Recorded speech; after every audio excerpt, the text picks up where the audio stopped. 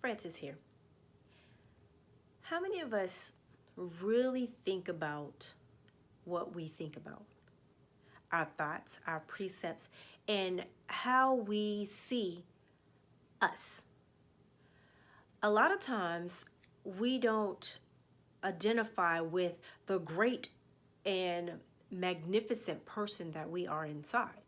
A lot of times, we think that because we don't have the biggest houses or the fastest cars or the Fortune 500 jobs or the entrepreneurship business that's just making headways in the world, you don't think that you are enough.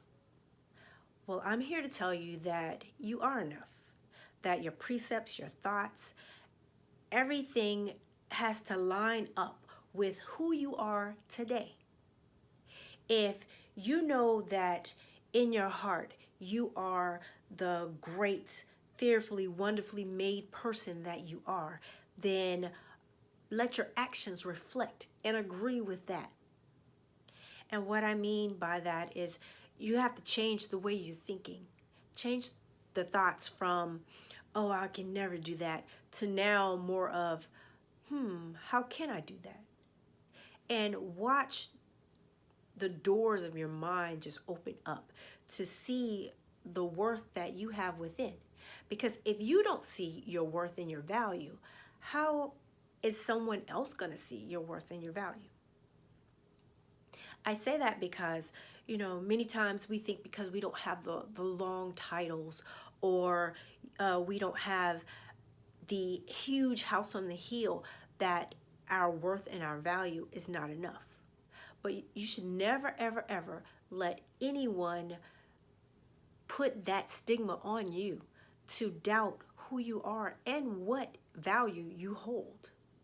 You are a great and a wonderful person. You have great and magnificent things that you have to offer the world. Those things could be that you could be a prolific writer, you could be a poet, a spoken word poet. Whatever it is that you identify with as being your chosen destiny in life, align yourself to that. If you have to study more about it, then study more about it. But don't doubt what you can do. It is how we think of ourselves. That's how we grow. So if you don't think that you are worth the struggle, if you don't think that you're worth the fight, then you won't fight. You won't make it to the level of greatness that you have within yourself. But if you could just take that little thought of, I am enough.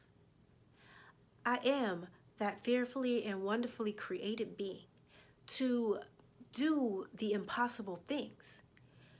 When we take that little thought and we reshape our minds to align it to the possibilities of the unlimited things that we can do, then that's when the greatness emerge, and that's when the little mustard seed of faith that I've talked about before, it grows into a mighty tree.